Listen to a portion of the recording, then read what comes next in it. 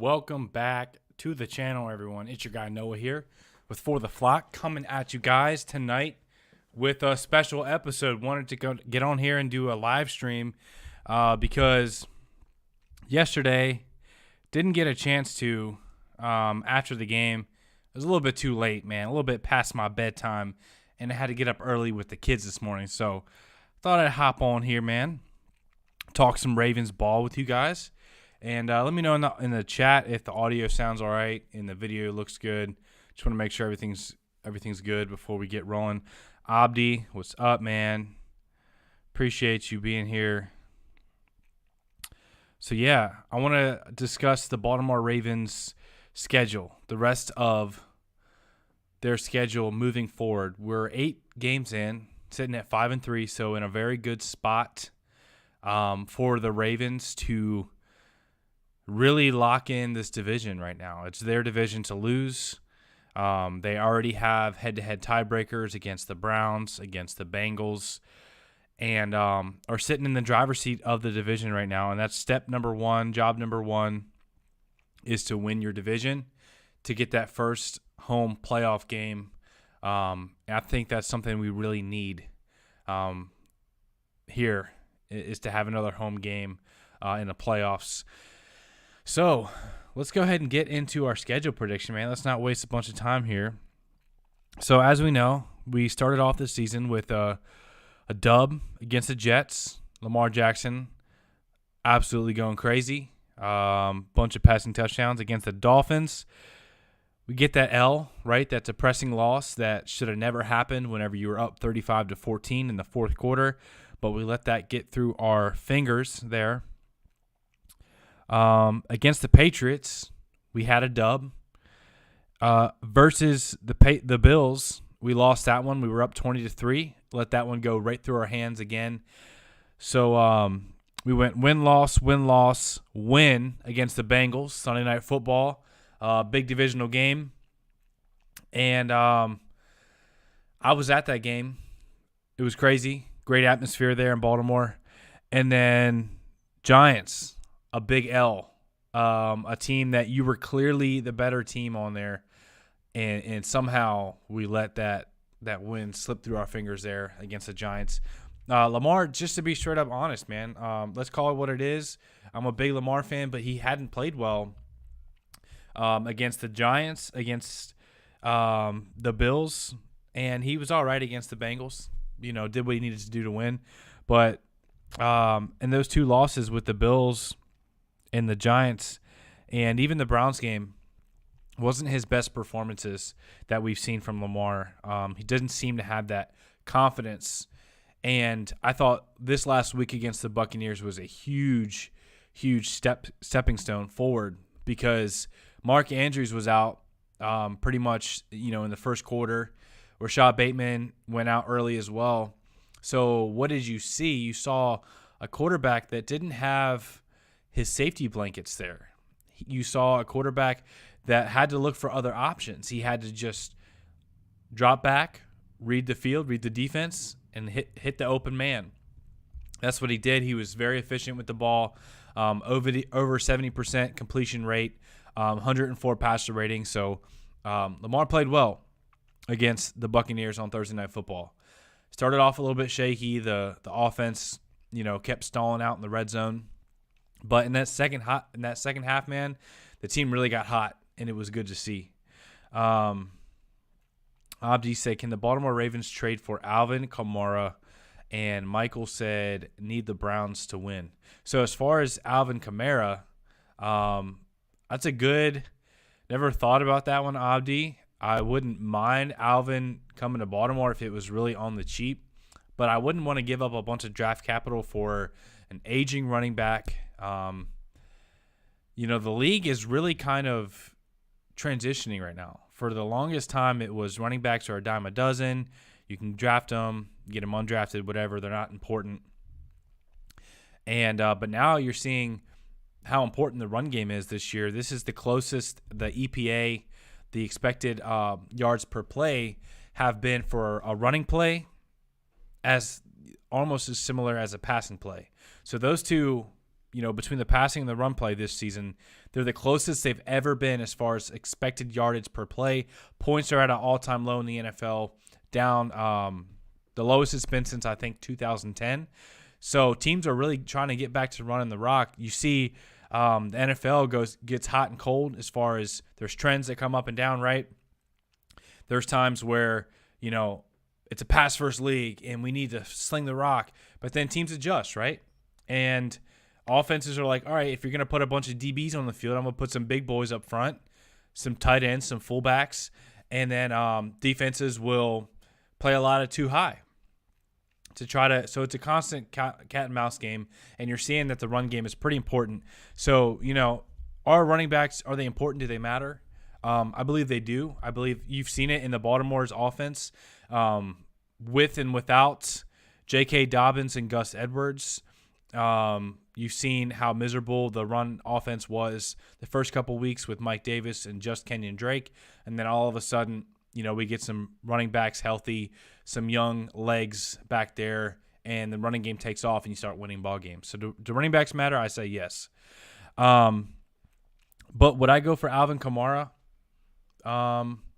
Like I said, on the cheap, I wouldn't mind it because he's a great weapon just all around in the pass game and in the run game. Wouldn't mind it, but I'd have to look at the cap numbers to see how much he would cost to bring in. And then Michael said need the Browns to win. Yeah, because they play the Bengals, right? So I would say, I don't know, because either way, whatever team gets a win in that game is a little bit closer to the division. Now, I do definitely see the Bengals as more of a threat in the division, but, don't forget, the Browns played us really tough. They could be, in a fight for the division towards the end of the season, especially with getting Deshaun Watson back. So they get a decent quarterback back there, and they got that run game with Nick Chubb. They got some talent on defense. You never know. So either way, don't want either team to win.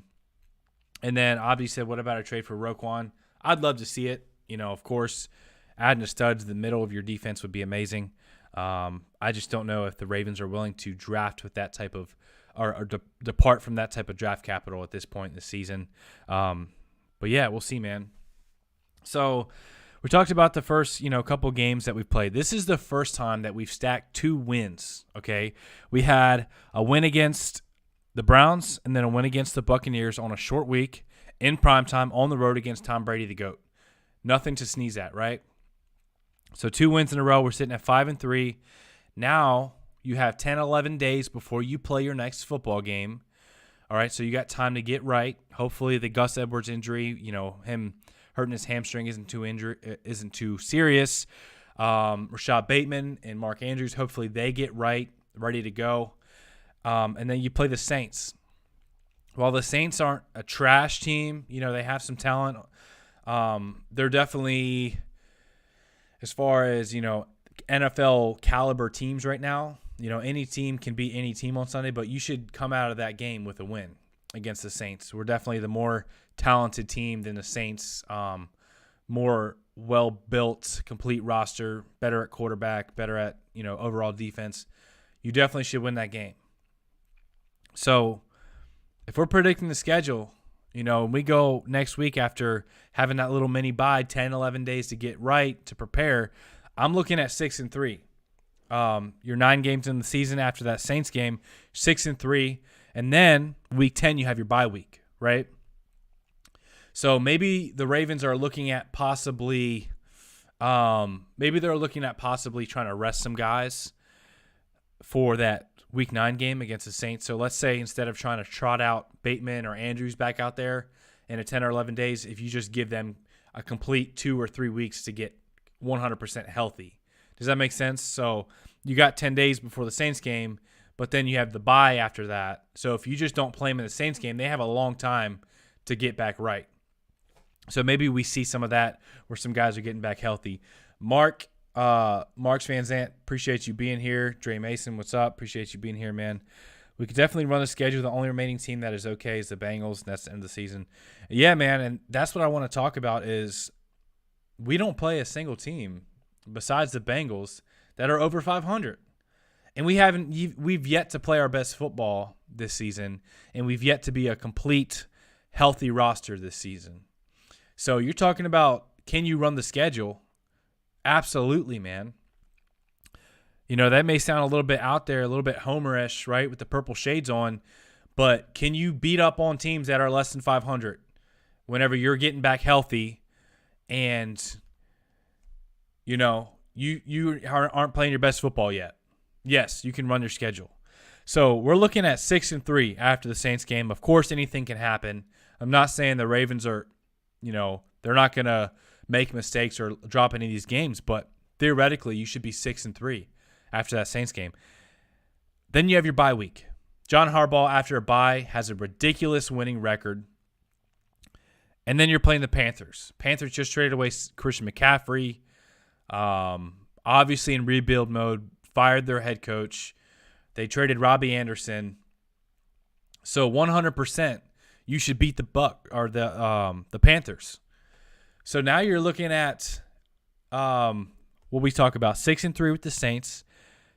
Now 7-3 versus the Panthers. So you're looking at 7-3, 10 games into the season, because you come off your bye week and then you play an inferior team. Straight up. I don't know how else to say it. You should be 7-3, 11 weeks into the season. Next, you have the Jaguars. The Jaguars have been a little bit hot and cold, right? They got some guys on defense, some young talent.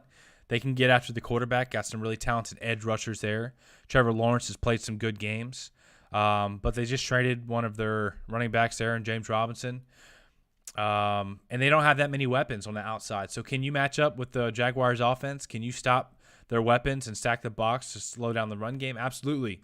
I think we're a more complete, more experienced team than Jaguars. I think after that Jaguars game, you should be sitting at 8-3, which is a really good place to be 12 weeks into the season. Let's go ahead and see what's going on in the chat here, man. Dre said Isabella and Jackson should play next game. Let the others play and rest. That's a good point. I hadn't thought of that yet. That Isabella, that speedster that we brought in, we haven't heard much from him lately, but a lot of guys were excited when he was brought in, including myself. And then Deshaun Jackson, let's see what he's got left in the tank. So, yeah, that's a good point that they can come in, provide a spark for the pass game, let those guys rest. That's a great point there. Mr. Spaghetti Sauce or Mrs. Spaghetti Sauce, I don't know. I like the name, but the Bucs game showed that the offense can move the ball on a good defense. Yeah, that's true. They have two, probably the best linebacker duo in the league. They had Shaq Barrett, Vita Vea, some talent in the secondary. They were missing a couple guys, but so were we. So you played the number 7 overall defense, I think number 5 in scoring, number 7 in total defense. So we moved the ball on them with efficiency, and that's what was so beautiful. It was masterful about the offense last night is that in the second half, they were just efficient. They just executed. They did their job. It wasn't sexy. There wasn't any big bombs or, huge sexy runs or anything. It was just man on man. People did their job. They blocked. They caught. They executed. Lamar made reads, got the ball out quick, and the offense was moving. The run game got going. We wore down the Bucs defense and just played smash mouth Ravens football, which is a really good formula for success, for wins, especially when the defense was holding their own against Tom Brady and the Buccaneers, man. So, yeah. Jay said, we have yet to play a whole game to my liking. We need to chill on the penalties, too. It's killing us. We've had 7 for 115 last night or something like that. Yeah, we had some PI calls, some holding calls. Not playing our cleanest football, that's for sure. Michael said a full healthy Ravens team is very dangerous. Yes.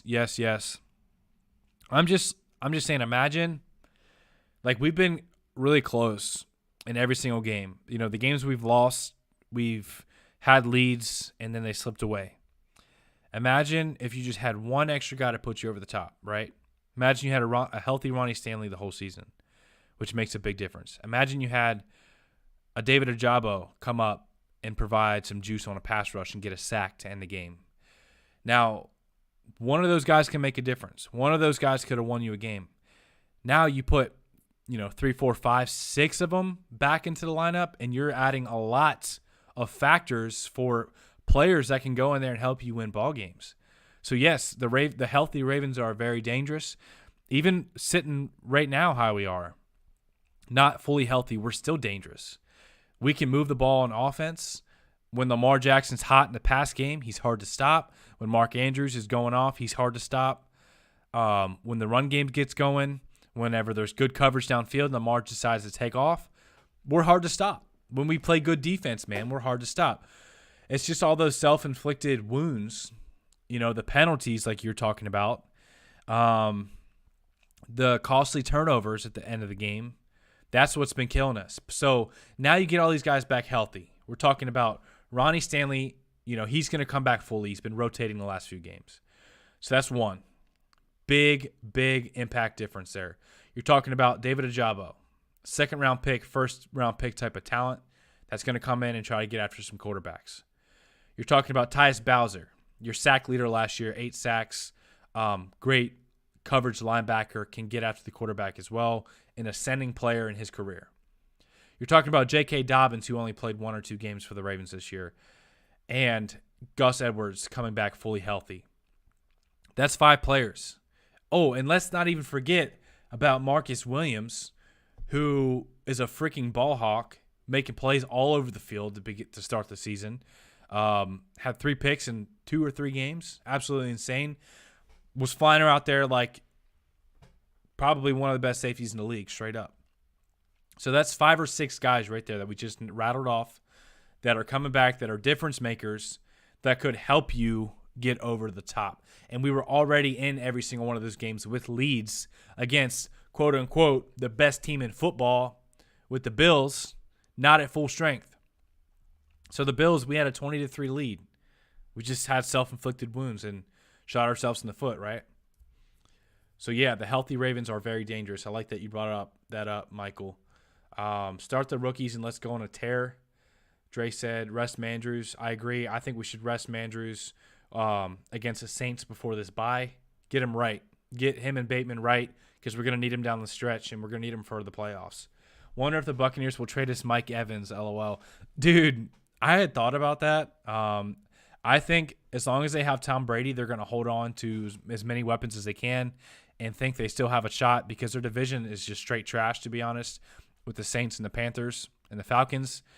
So 100%, man, the Bucs could have a losing record, still make the playoffs. So they're going to keep Evans, but that would be cool. Healthy and consistent, both sides, very dangerous team. Abdi said, hope the Ravens go get Jerry Jeudy. Dre said, I would sit out Dobbins for the rest of the season. Yeah, man, I don't know if Dobbins is back fully, right? Because he was healthy, he was playing, but he didn't like his range of motion in that knee. He wanted to get that surgery to increase the recovery time of his range of motion. He thought that would get it back faster than just his rehab and physical therapy of it. He wanted to have it surgically cleaned up to increase his range of motion. That's something that Saquon Barkley had done as well.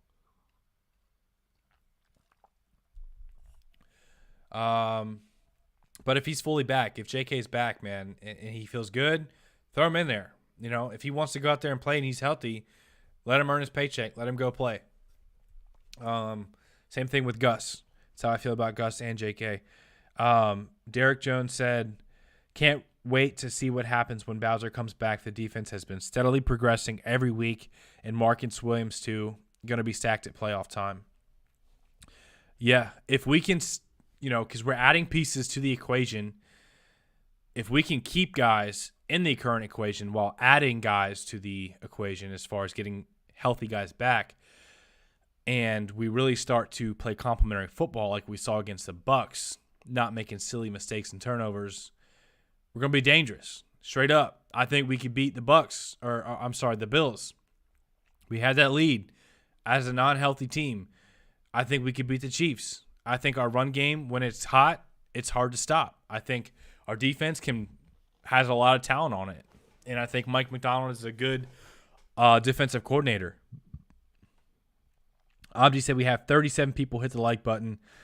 100%, man. Yeah, hit the like button if you are enjoying the stream so far because it helps push out the content to other people, man. So I appreciate if y'all hit the like button for real. Thanks, Abdi. Dre Mason said they can trade D-Hop to our Ravens because of that contract. If we got D-Hop, man, I'd lose my mind. I don't even know what I would do if we got D-Hop. We know the Ravens tried to trade for him whenever he was with the Texans, but apparently we're really close, lost out to the Cardinals. I think they wanted to trade them out of the conference. So that would be insane if we did that. But as far as our pass catchers right now, am I panicking? No, because you just saw what Lamar did without Rashad Bateman and Mark Andrews.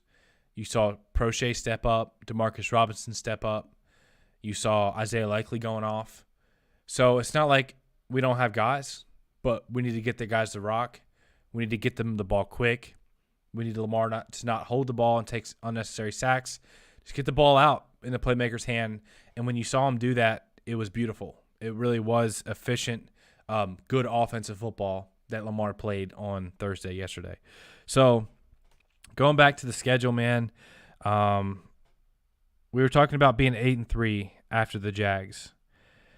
Now, versus the Broncos, week 13, they're trash. They are. They're a dumpster fire. Their locker room is imploding because, apparently Russell Wilson, is very stuck up, selfish, whatever. You saw the thing on Good Morning Football. You saw the teammates saying that you had to reach out to his agent to even talk to him. After they weren't on the same team together, you couldn't just call Russell and be like, hey, what's up? If you needed something or wanted to talk to your quarterback, that's crazy, man. They lost their running back there in Javonte Williams. So, and they really just aren't clicking. Russell Wilson's not playing good football. And, maybe they turn around by then, but at this point, you should beat the Broncos. You should. We smoked them last year, even though they had a good defense. And they have a good defense coming back this year, but there's no reason you shouldn't beat the Broncos. That puts you at 9-3. Maybe, tell me in the chat if I'm being too optimistic here, but I don't think there's any reason you can't beat the Saints, the Panthers, who traded away a bunch of people, the Jags, or the Broncos. On paper, you're better teams than all those guys. Yeah, they can win a game. Yeah, they can show up any given Sunday. But that, to me, puts us at 9-3. Next up would be Week 14 against the Steelers. The Steelers always play us tough, to be honest with you. The Steelers beat the Bengals in Week 1, and they're not nearly as talented as the Bengals. But the Steelers, they are well coached, well disciplined.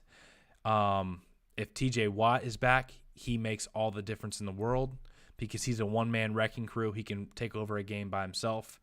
So, yeah. Do I think the Steelers could give us trouble? Yeah, because Mike Tomlin has shown that, they play Lamar Jackson better than any other team.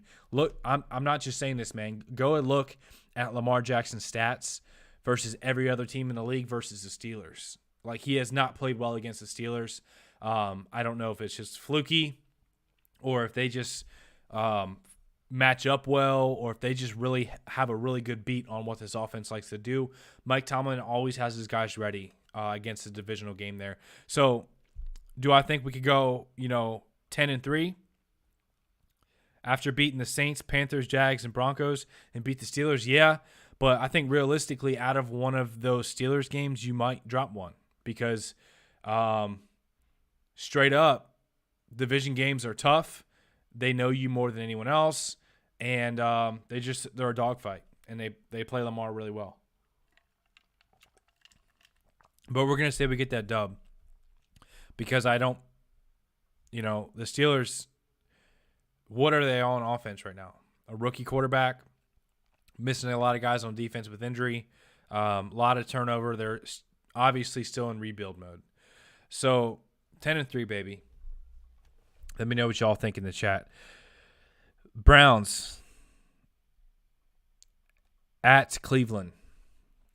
Can we beat the Browns again? Looks like that'll be against Deshaun Watson. So yeah, can we beat the Browns? We did it once. Did they play us close? Yeah, but I think we can beat the Browns again. I think teams are going to be extra motivated to play Deshaun Watson. I'll leave it at that. Suz B said the running game has been so much better since Stanley came back. Yeah, it has been. That's a great point, because before Ronnie Stanley came back, we were so predictable with our run plays. Anytime you needed like a third and short, a fourth and short, we were running on the right side of the line behind Moses and Zeitler. That's where we were going with the football when we were running the ball. Lately, with Ronnie Stanley coming back and Ben Powers playing good football over there in the left guard spot, we've been more diverse in where we run the football, and teams can have to play that differently because they see, oh, you have an all-pro left tackle over there, so maybe you will run it to the right behind Zeit and Moses, but we still have to respect the fact that you're running it to the left behind an all-pro left tackle instead of no shade to Makari, but is he an animal in the run game? No, he's not. He's just technically sound. Kevin Carter said, or Derek said, did you see Lamar holding up that sign after the game? Makes me believe he has something to do with that leak that came out the other day. Dude, I did see the sign that he wants paid, right? And he signed it. I don't, at this point, man, I'm not going to like put any emotional effort or like energy into stressing about whether or not Lamar Jackson stays here in Baltimore or who leaked that out, whatever. You just got at this point in the year, I think you just have to focus on football. You know, we're in the middle of a season in a dogfight of a division. The Bengals are a good team getting better. The Browns, you know, have a strong run game and a good defense. They look to be sticking around. You got to show up and play your best football, and we'll let the rest of that stuff take care of itself. Hopefully it gets ironed out in the offseason. But I don't like to see it. I don't. Just to be straight up honest with you, I don't like to see any type of, background drama, locker room drama, contract animosity. I don't like to see it. Hopefully, I'd be the happiest Ravens fan in the world if during this bye week or this mini bye week that we're about to have, we get news that Lamar is signing a contract. That would make my year, man. Because then you can put all this stuff behind you. He can go out there and play loose, play free, and just play Lamar football. So, so gamers, appreciate you being here, man. Derek, appreciate you being here. Lenny, Don B, appreciate everyone being in the chat, man. Thanks for coming out and talking ball with us. Kevin Carter said we need more O-line before the trade deadline. I think you can never have enough talent on the offensive line, especially depth. But I think our offensive line's playing decent right now. I think, Linderbaum ain't going nowhere. Zeitler ain't going nowhere. Moses ain't going nowhere. Ben Powers at left guard's been playing good football, and then Ronnie Stanley, of course, ain't going nowhere. So, but if you want to upgrade depth, maybe if there's like a veteran, stalwart left guard out there that you want to plug in, I don't know. But still, Powers is playing good football, and he has that chemistry. So Derek Jones said with Falele on the right and Stanley on the left, next year the running game will be unstoppable. Dude, if you guys have been watching the channel for a while, I've been saying put Falele out there at right tackle because, I like Moses. I like his leadership. I like his veteran presence. I like his effort. I like his hustle. I like everything about Morgan Moses except that I feel like he makes crucial penalty mistakes, like false start after false start. He's one of the most penalized offensive linemen in football this year. And to be quite frank, I've seen him get blown up on a couple blocks, get beaten in pass rushing situations. So I think if Daniel Falele is the future and you think he can at least, be serviceable, why not throw him out there at right tackle? If it doesn't work out, if he's not ready, then you can put Morgan back out there. But, I don't think Morgan's playing well enough right now that you don't give the rookie a shot to see what he can do. Because Falele can move bodies in the run game. He has more potential, raw athletic ability than Morgan Moses. But I get that they want to keep their veteran out there who they trust. Harbaugh likes to play his vets. But I mean, he's made rookie-type mistakes with all the penalties, straight up.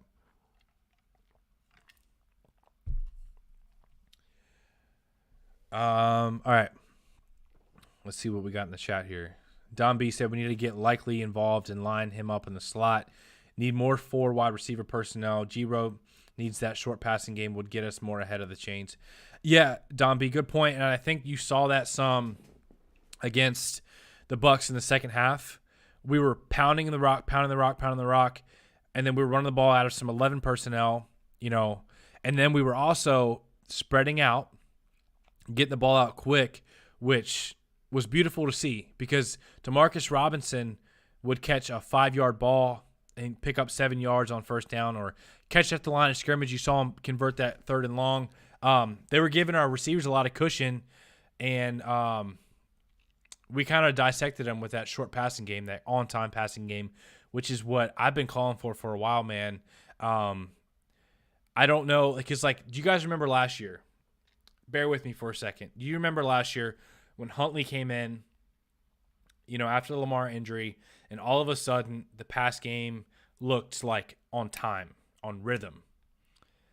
And there was a big debate. Okay, well, is Greg Roman calling plays differently, or is Huntley just getting the ball out quicker?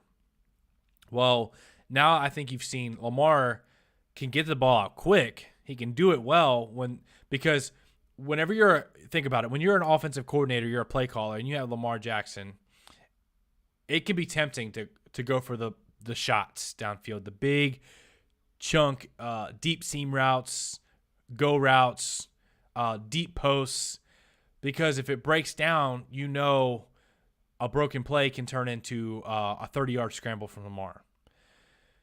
But sometimes you have to call the play and encourage your quarterback to get the ball out quick, depending on how the defensive plays you. And I think that's what Lamar did so beautifully last week against the Bucs, or I guess yesterday, right? He was just getting the ball out quick, accurately, 70% completion percentage, 104 passer rating. No beautiful, sexy throws downfield, right? But it was efficient, moved the ball, and got us ahead of the sticks. And I think that's more of a play calling, coaching thing than it is, Lamar's ability to do that. That's kind of where I was going with all that. So let's see what we got here. Jay Mason said trade for Greedy Williams. He not getting no taking Baltimore. We need depth. 1 wide receiver away, going all the way. Trade for Corey Davis, big body. I wouldn't mind trading for Corey Davis at all. I would actually love to see that. Morgan is a liability. He honestly, in my opinion, Morgan Moses has been the weakest link on the offensive line this year thus far. And I'm not trying to bash on the guy. He's played decent. He's played good at times, but there's been a lot of inconsistencies where he's getting beat on rushes or he's had penalties. I think coaches wouldn't allow Lamar to shine the rest of the season because they're calling the play. Getting Lamar nice rhythm, quick, good passing game, yes. So, yeah, going back to the schedule, let's talk about it. We had so far the Ravens at 10-3 against the Steelers in Week 14 there, because there's no way you can't tell me the Ravens aren't a better team than the Saints, Panthers, Jags, Broncos, or Steelers. They are. There's a reason why none of those teams have a winning record and the Ravens do. So, yeah, I think you can beat the Browns, putting yourself at 11-3. Can you beat the Falcons? Yes, you can beat the Falcons. The Falcons are very one-dimensional, have passed the ball at a historically low rate, lower than like the 1950 Bears or something crazy like that. And then Marcus Mariota doesn't scare you. Like, can he play good, efficient ball? Can he make plays? Yeah. But does he scare you? No. Can you beat the Steelers? Yes. They're, what are they, 2-5 right now? Or 1 I don't know. Not too good, right? Rookie quarterback. Quarterback controversy there with Mitch Trubisky and Pickett. And then the Bengals. Can you beat the Bengals? Yes. So all that to say, because you already beat them once, right? Not fully healthy. So all that to say that the Ravens could easily, I don't want to say easily, it's never easy to win games, but they could handedly win out the rest of the season. They could run their schedule, and they could finish the season. What would that make us? 14-3, right? That, to me, is a type of record that could get you possibly the number 1 or number 2 seed in the AFC and guarantee you a lot of home games in the playoffs if you keep winning ball games. I think, obviously the Bengals could beat us. The Steelers could give us trouble. But I think you're looking at a minimum of 12 wins. That's my kind of floor with this team because you're getting back healthy. You have an MVP quarterback. You have the coaching staff. And you've been in every single game that you've lost. You've barely lost. You've blew big leads, not fully healthy. So can you run this rest of the schedule? Yes. My prediction is that the Ravens probably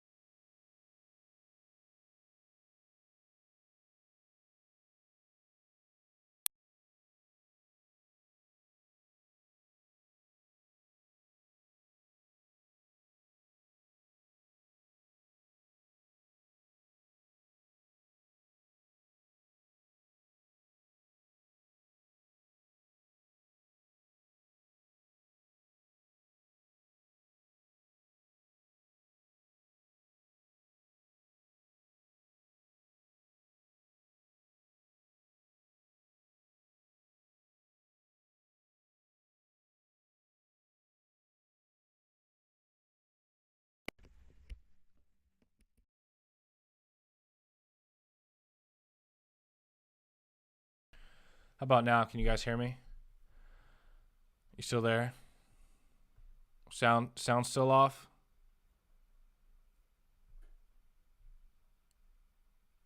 Can you guys hear me? Sound still off? Or are you guys good? Can you hear me?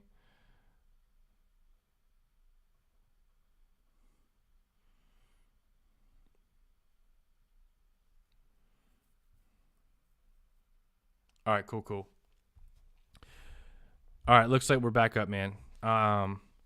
There's like a 15-second delay, so it takes a second for me to see in the chat if you guys can hear me again.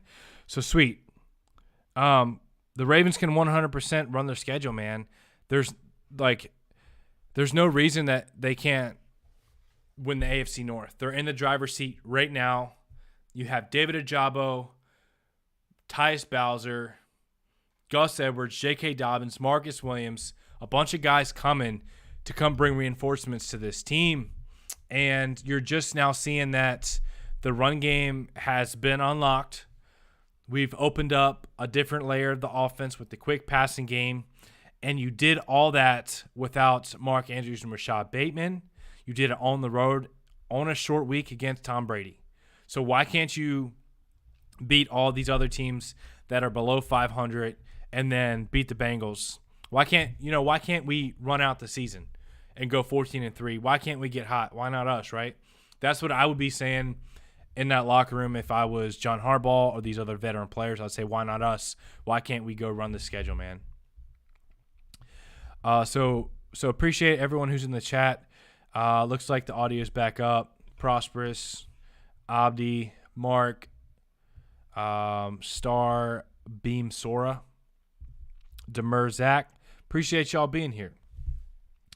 So we went through the schedule, and I think we're going to go minimum 13 wins.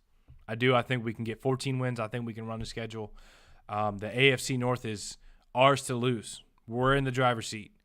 The Browns and the Bengals play on Sunday, and I'm going to be keeping my eye out on that game. For real, I'm going to be keeping my eye on that game because, we're going to be rooting for the Browns. Straight up, we're rooting for the Browns because if the Browns can put another L on the Bengals, they have Jamar Chase out. in the next couple of weeks, the Bengals could drop a few, right? And you need that cushion. You want that cushion. But we got to keep winning. We got to take care of our business. Now's a perfect opportunity. 10, 11 games before you play against the Saints to get right, to get healthy, to self-scout, and then a bye week. So that's why this win was huge. That's why in the video I posted earlier, I said the win was season-altering, because you could have gone into the game or into this mini bye week, right, 4-4. You would not be first in your division anymore, and feeling crappy about a loss before a bunch of time off. Instead, you squeak out a win against the Bucs, and you are running the division, and you have time to get right physically. You're not desperate. You don't feel like you have to force guys out there, like Mark Andrews and Rashad Bateman. If we want to give them rest, you don't feel like you have to force them out because you got that win. And it gives you a little bit of extra cushion, a little bit of breathing room. Rudy B. Moore said, ex-Raven Willie Snead has indicated that our team is set up for tall pass catchers to make play on the 50-50 balls, but fans want to trade or draft players 5'10" or shorter, and makes no sense. I don't know, Rudy, because I see what you're saying there, but it's like Lamar just straight up does not throw 50-50 balls that often. The only 50-50 balls I've seen him throw are to Mark Andrews. He doesn't throw back shoulder 50-50 balls that often. We don't throw a lot of fades in the end zone. We don't throw those type of routes. I don't think Lamar really likes to throw those that much. I'm not saying that he can't. Maybe it's the offensive coordinator thing, but maybe it's a Lamar thing. Abdi said Cleveland Browns versus Cincinnati Bengals is Monday night. Yeah, good point. I said Sunday, didn't I? Brad K said, do you really think Lamar Jackson is worth $250 million? Yeah, I do. Whether or not it's all guaranteed, I don't know. That's a different conversation. But, Brad, I think if you look at what Lamar Jackson's career record is, all he does is win. He's 41-14, I think, is his career record. Only behind Patrick Mahomes. So one of the most winning quarterbacks, has the ability to put teams on his back, has improved every single year. Besides last year with the injury, that was a fluky thing, but has worked in the offseason, is a great guy in the community, involved, he's a Baltimore guy. The fan base loves him, at least most of us do, and he's just special. He's dynamic. He brings an exciting aspect to the Ravens offense that we just haven't had since really the birth of our franchise. Think of a quarterback that we had that was as electric as Lamar Jackson. You can't really think of one, right? So would I pay $250 to have him? Yes. I think Lamar's special. I think he's one of a kind, and I think the Ravens win the playoffs this year. John Bishop said, I think, we're going to have some tough opposition in the playoffs for sure. The Bucs are no joke. The Chiefs are no joke. The Bengals are a good team. And if they don't win the division, I still think the Bengals are going to be in the playoffs in a wild card. Don B said like the Michael Jordan of football. Yeah, so I would pay Lamar Jackson, and Derek Jones said Brown were desperate to give Deshaun that money knowing he had all those legal issues. Lamar deserves that and more. That's what's so tough is just Deshaun Watson blew up the quarterback market and just wrecked it for everyone. Do you think Baltimore Ravens will make the playoffs this year? Yeah, I do. I think the Ravens will win the division. We just went through the schedule, and I think they're going to be sitting at a minimum of 13 wins, maybe 12 wins. But there's no reason you can't run the rest of the schedule. This is the NFL. Teams show up. They get paid to beat you, to game plan against you. So are we going to drop a few? We very well could. Any team can beat any team. But on paper, we're better than every single team that we play, besides maybe the Bengals. Matching up talent for talent on paper. And I know this league isn't just played on paper, but there's a reason why we have a winning record and all these other teams don't. That's what I'm saying. That's my point. Brad K said, doesn't matter if he's worth 250. QBs are due a contract when it's their time and it's Lamar's time. That's a good point. You know, if Deshaun Watson got it and then Lamar gets it next, that sets the precedence, and quarterbacks are just going to get guaranteed money.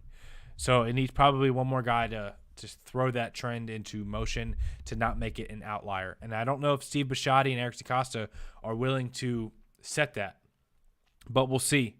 All I know is that, you know, Lamar's here this year, and I think we can do some special things for this team this year. I think you have a strong defense that's getting healthier, and I think the offense, when it's hot, it's hot. So hopefully they're hot going into the playoffs. John Bishop said, who do you see as playing in the first round of the playoffs? So let's go ahead and look at that right now. Because if the playoffs were to start today, let's look. If the playoffs were to start today, we would have in the first round, we would have Jets versus Ravens. So the 4 versus the 5 seed, we would play the Jets if the playoffs started right now. And I think we would mop the floor with the Jets. We already did it once. And I think it would be even more of a bloodbath if Zach Wilson's playing. And then the 3 seed, which is the Titans, would play the 6 seed, which is the Dolphins. So the Titans and Dolphins would play. I think if Tua is there with all those weapons and the defense, I think the Dolphins could beat the Titans for sure. And then the 2 seed would play the 7 seed. We'd have the Chargers versus the Chiefs, which would be a divisional game, a heck of a ball game.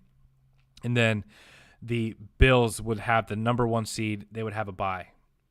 So I think it'll probably change a good bit. And on the bubble, you know, the Bengals wouldn't make the playoffs if it started today. The Colts wouldn't. The Patriots wouldn't. Yeah. But I think we would be going against the Jets. If that happens the actual first week of the playoffs, I'd be pretty excited about that if we were playing the Jets. Because I think we would really put the whoop down on them, especially at home and playoff atmosphere. Yeah, I think we would. Prosper said MVP playoff winning record, and you can't say other quarterbacks in this draft don't have a winning record, which they don't. Yeah, straight up. Good point, Prosperous. All right, man. So I'm going to wrap up the stream. Appreciate everyone who came out, for real. Just wanted to go through the schedule and provide some reason for optimism, right? 5-3, getting healthy, about to have a bye week. Think this team could really start to rattle off some wins, and they could run their schedule. They could, straight up. So appreciate everyone being here. Make sure to smash the like button if you enjoyed the stream. It really helps out the channel, helps push out the content to other people and grow the channel. So, and that's what we want to do on here, man, is grow the channel to provide a big community of Ravens football fans, because that's what's amazing about football. I've talked about it before. It brings people from all different walks of life together for a united cause, and it's awesome. Tanja, appreciate you being here. Didn't even know you were in the stream tonight, but she said great stream. Appreciate you being here, Tanja. You're awesome. So hope you all have a great night, man. I'll be making some more Ravens content for you guys soon. Got lots of great video ideas that'll be coming out. So make sure you subscribe, hit the notification bell so you get that notification when I drop a video. And make sure, like I said, man, subscribe, like the video. Thank you guys for watching, man. We'll see you in the next video.